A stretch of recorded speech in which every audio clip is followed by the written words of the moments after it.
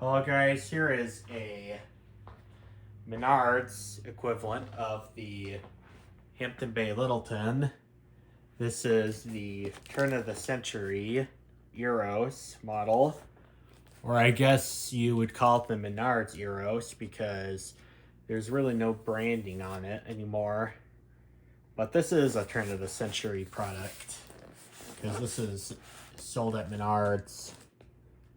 So today I'm going to be reviewing one of these fans today, and this was a $40 fan at Menards, and $40 in my opinion I don't think is bad at all for a ceiling fan. That's actually cheaper than a Littleton.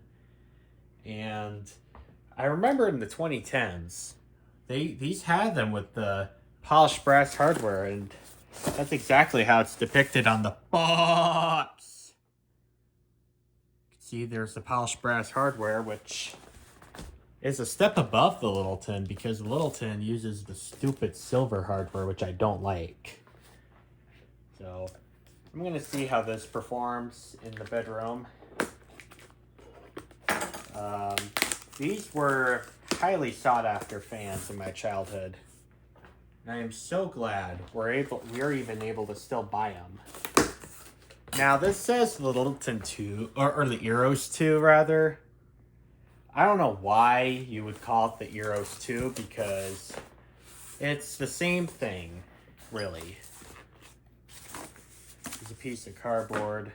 There's another piece of cardboard. Here is our blades. We have a nice white color on one side and bleached oak on the other, and that bleached oak doesn't look all that bad. Yeah, I mean, clearly it's a laminate finish, but this doesn't look overly cheap. Here is the registration card for the warranty, which is all bent.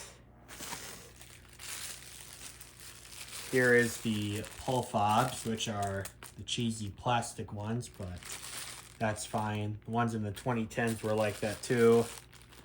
There's screws for the blades to connect to the irons. There's the mounting bracket, which uses this system where it screws. I tend to like that a lot better than the ones with the bolts. That's the first layer of the box. Okay. Now we got some more things in here.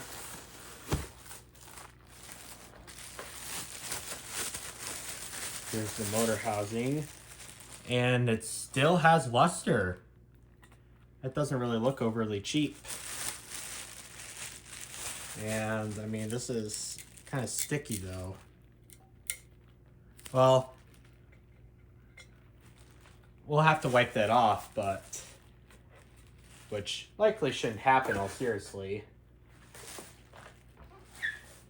But we really can't do too many complaints until we're unpackaging this thing. Here is the globe. It's still a nice schoolhouse globe. That's not something you see every day anymore. And here's the DEL bulb. Here's the globe, which is a nice schoolhouse globe. And doesn't look all that bad. No cracks in the glass. So we're good in that department. I'm gonna place this back in the box because there's no reason to have this loose around the room. Let's take a look at this DEL bulb here. Oh yeah, that weighs absolutely nothing. So chances are good that I might find this DEL to be satisfactory. It says dimmable on here, so actually hopefully will work with my dimmer that I have in my bedroom. Here is the switch housing cap, which I believe these connect to the light. When that finish doesn't look overly cheap. Still has this finisher on it.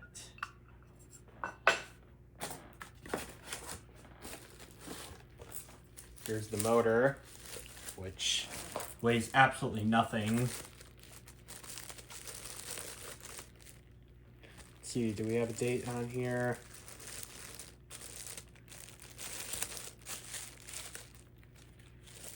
Okay, here's our date. 2602, so this is from February of 2026. And let's see how the bearings are. This motor is very tiny. It doesn't weigh much at all. Bearings are silent, so that's a plus. It's pretty thin motor, but for a $40 fan, I would expect a motor like this. Not a $40 fan of the 2010s maybe, but a $40 fan of today. Here's our irons. Let's take a look at these.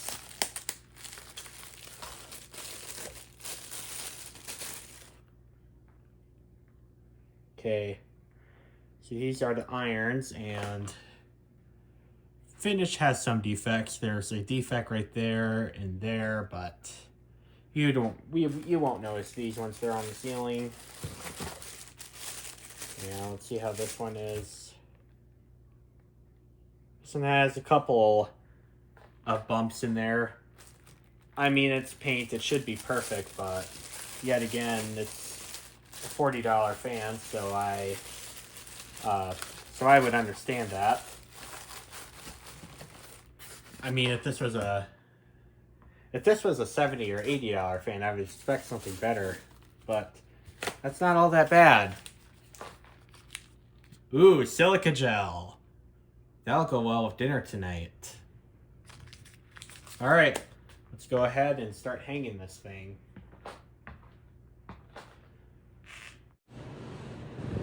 Okay guys, let's go ahead and start the installation here.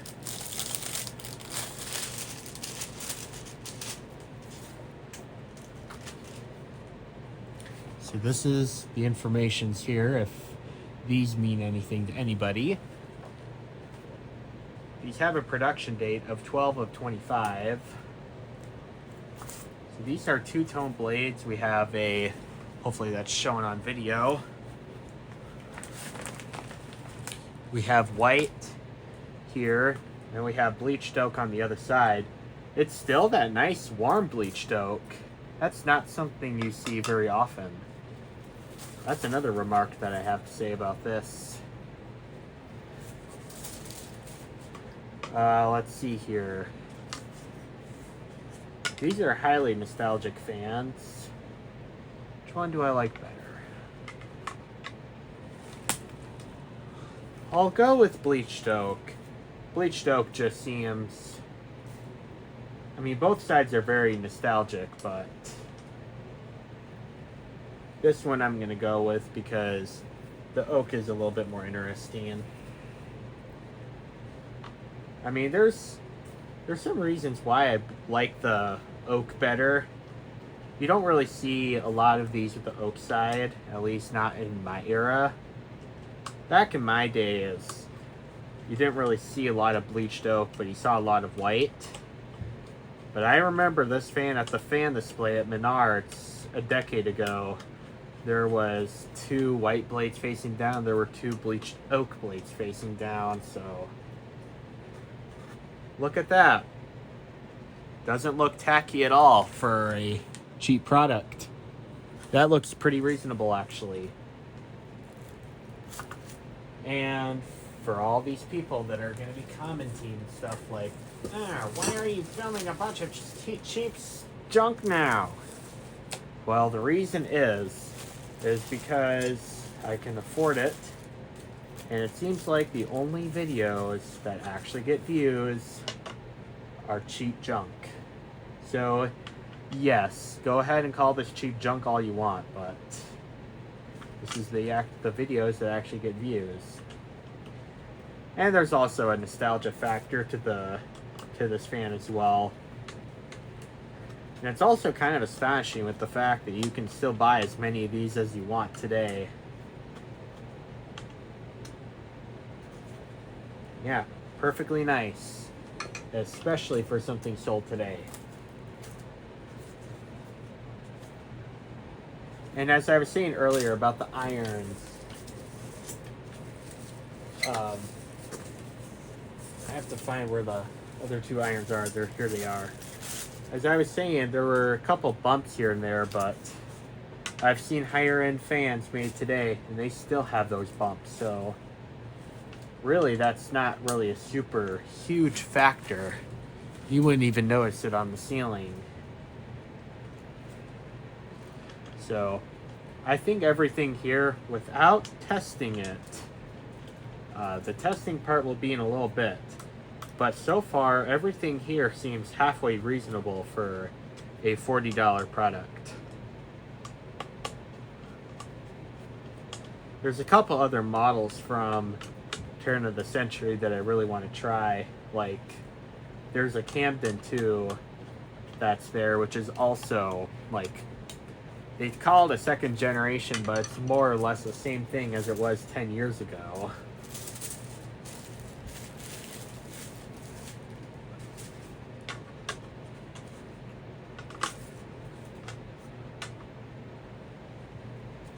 Another factor here is if you want to call this garbage, my grandmother has one of these, still working 10 years later.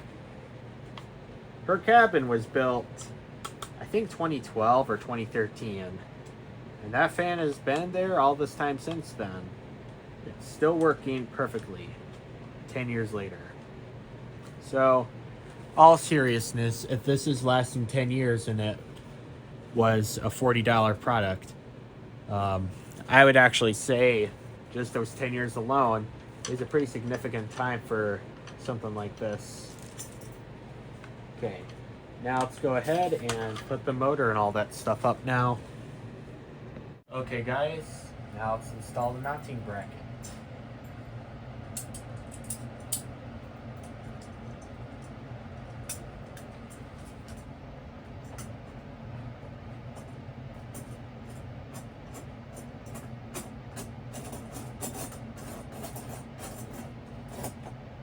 When I hang a mounting bracket like this, what I typically do is I install the mounting bracket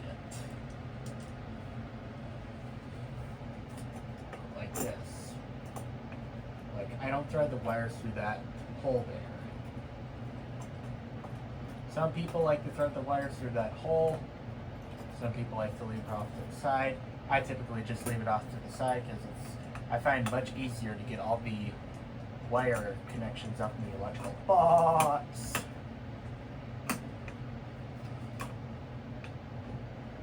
Alright. I've got the motor, which, let's take these screws off here. I don't know why they couldn't just use a little bag to put the screws in. That would have been less steps. But apparently every ceiling fan manufacturer doesn't agree.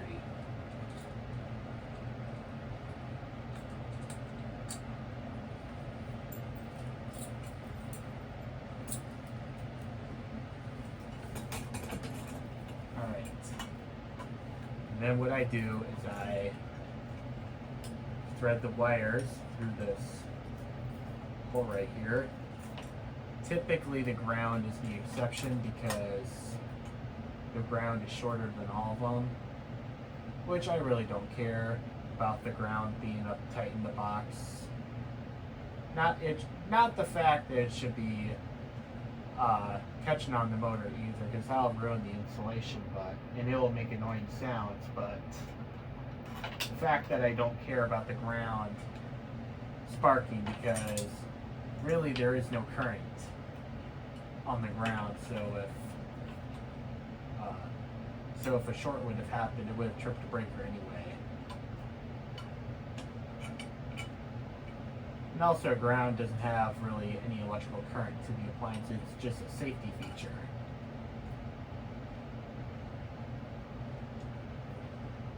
Two whites together, and there is blue, and there is black.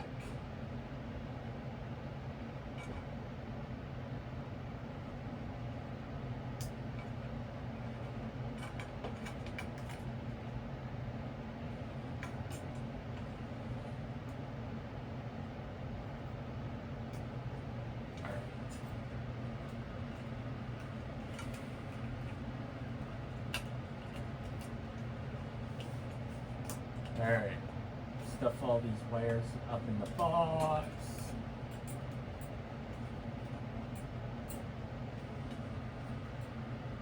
Alright.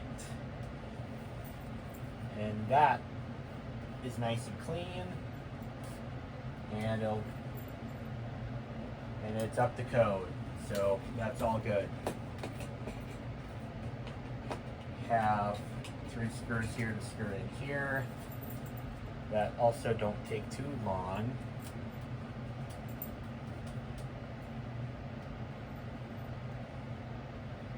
Now this is a fan that's been around for this model for I think 25 years at this point, because I know that I've seen some of these turn of the century Eros fans with a date code of 2002, I think. So this is a model that's been around for over 20 years and it's been selling great. And I think all this time it's been Menards bottom of the barrel ceiling fan. And we'll see how this one is. Turn of the century is kind of a hit or miss for me. The Apollos that are out in the garage are not so good. The turn of the century Viente and the turn of the century Litchfield, I believe. It's the one that's in the dining room. Both of those are pretty respectable fans. No doubt that they are cheaper models though. Now we'll get the motor housing up.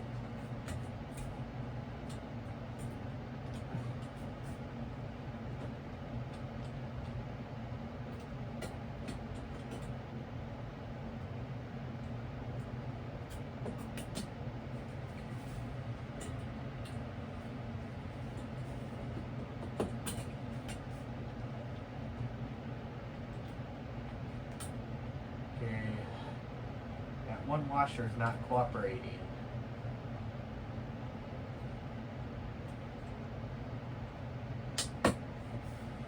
There we go. That wasn't too bad.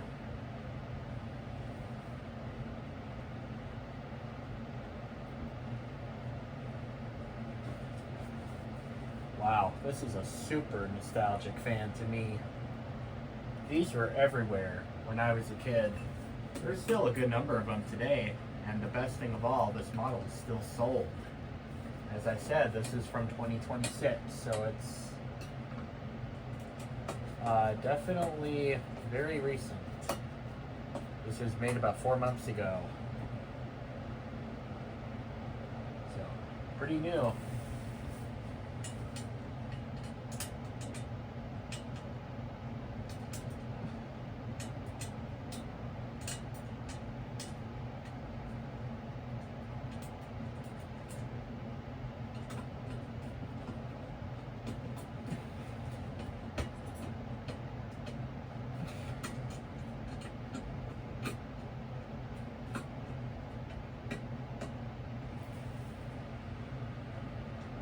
Alright.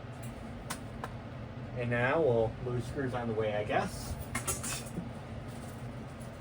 Now we'll get the blades installed. Good thing I have this extra hardware bag of screws. If any of them go missing, I have this extra bag.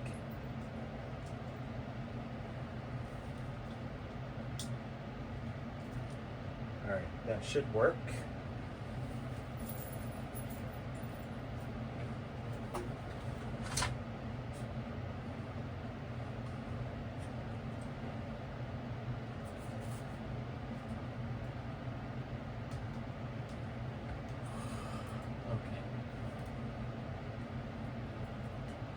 Yeah, some of these are sticking to this thing there, whatever it's called, vibration reducer. I don't know what it's called.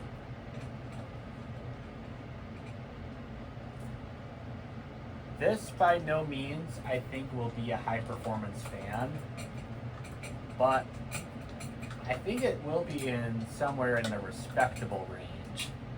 It's not going to be as good as like an 80s ceiling fan would.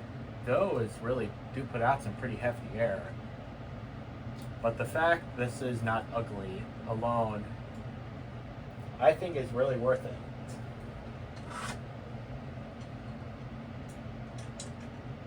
Because this still uses brass hardware. Very rare for something sold today. And it actually has rounded edges. Also something pretty rare sold today. And while the quality on this is not very, is kind of a little on the chintzy side, that is expected for a cheap product like this. And even this build quality is better than most of the things you get today. So, got two blades on here, and I think I probably bring a tape measure up here because I really want to see. Really do want to know what the CFM is going to be.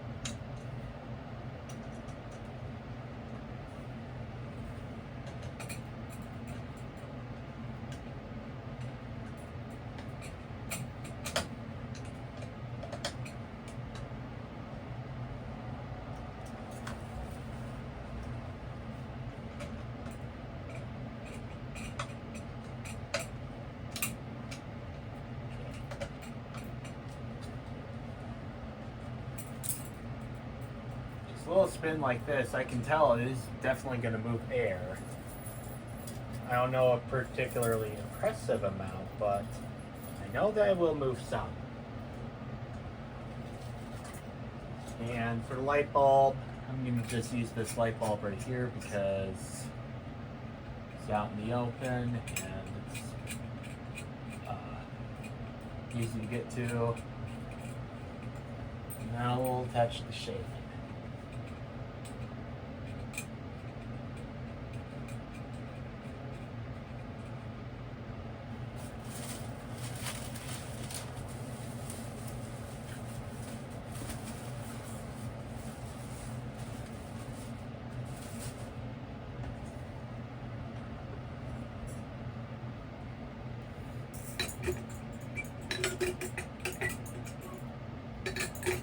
Oh, that's great. That bulb is too big. Alright, well that bulb's not going to work. So we got to find a different bulb to use. I'm going to try this bulb, see if it works.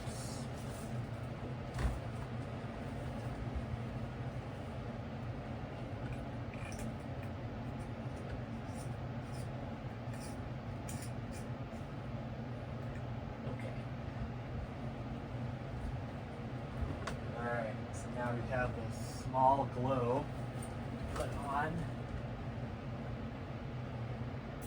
And off camera, I did take a measuring of what the circle of no air is probably going to be. And I went with 7 inches, so our number is going to be 9.1 for the area.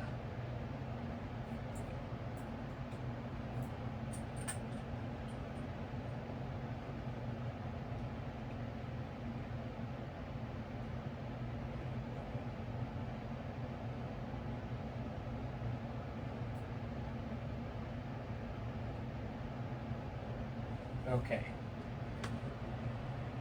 And I need to find my screwdriver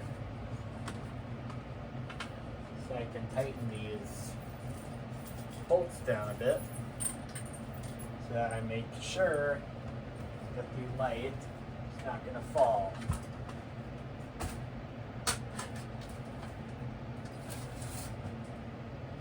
I mean, this fan's still under manufacture, but I still don't need broken glass going all over my floor.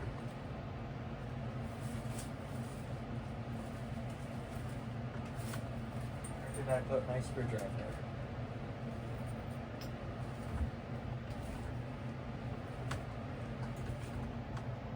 Well, I guess we'll go with this and hope for the best.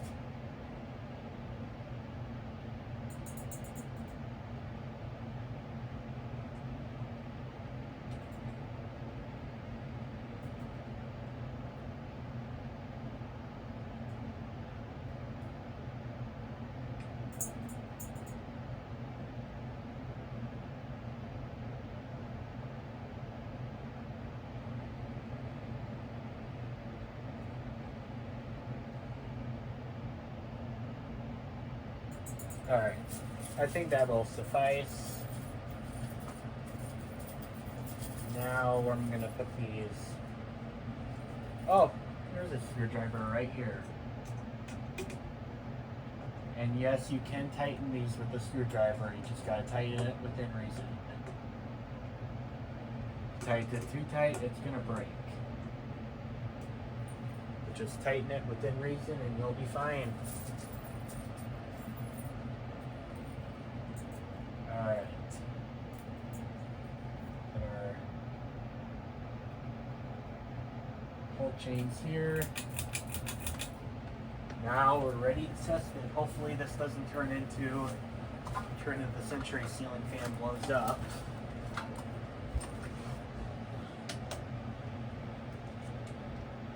Alright. We don't have power, period. So see here. Okay, the light works. The fan works. I'm going to turn off the window fan so you can hear how loud it is.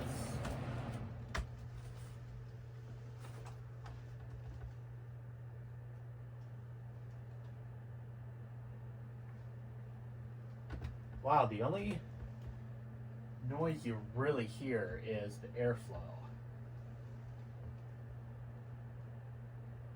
It's not really pushing too much air, but this is a little 42-inch bottom of the barrel fan, so it's to be expected, but let's take a measurement here. I don't think it's going to be as strong as the Boston Harbor Huggers are, though.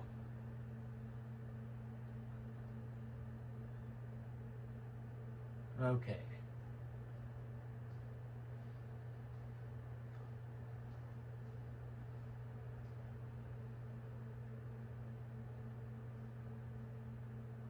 We'll go with about it's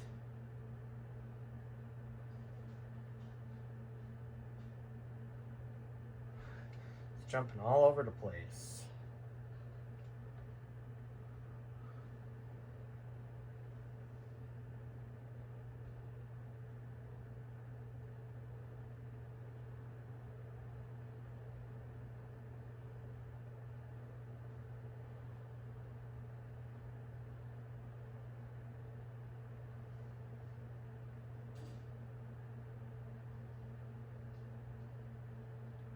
We'll go with 334. So, have the iPad here with calculator.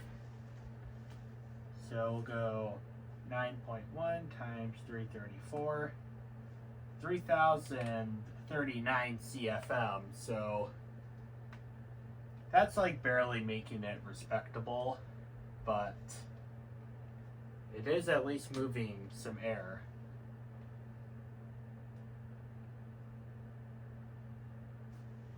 So let's do medium.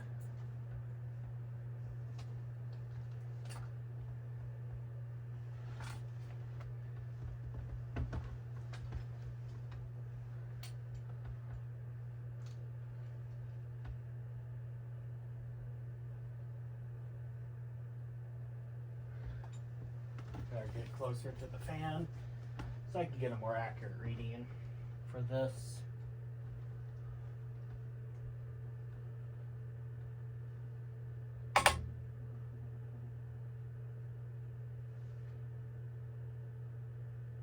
We'll go with 256. Okay. 256 times 9.1. 2,330 CFM. And now low.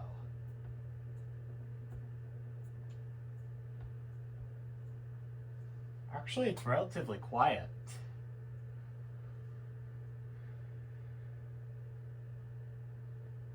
I would definitely sleep with this. This is a pretty quiet fan. Let's do a CFM for low, if we ever get one.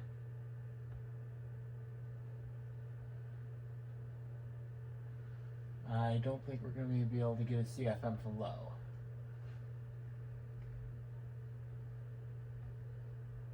Yeah, we're not going to get a CFM for low. So, yeah.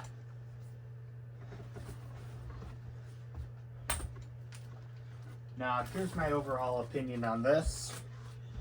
And I'm probably going to get a bunch of people in the comments box saying, "Oh, this is so painful. What a junky product." Well, this is not a great performing fan. There's definitely some 42-inch fans that I have had much better performance with.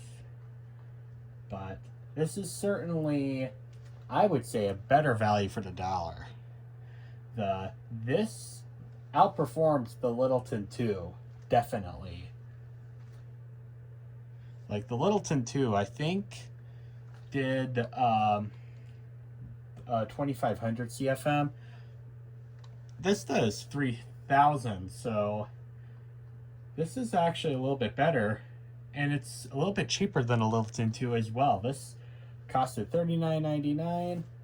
The Littleton 2 costed $44.99, I believe. So if you live in the Midwest, I would say this is definitely your best option for bottom of the barrel ceiling fans. So yeah, I'm gonna go take this down. I'm gonna put up something much better. It's gonna be an SMC, by the way, that has more than double the CFM of this. And I'll catch you guys later.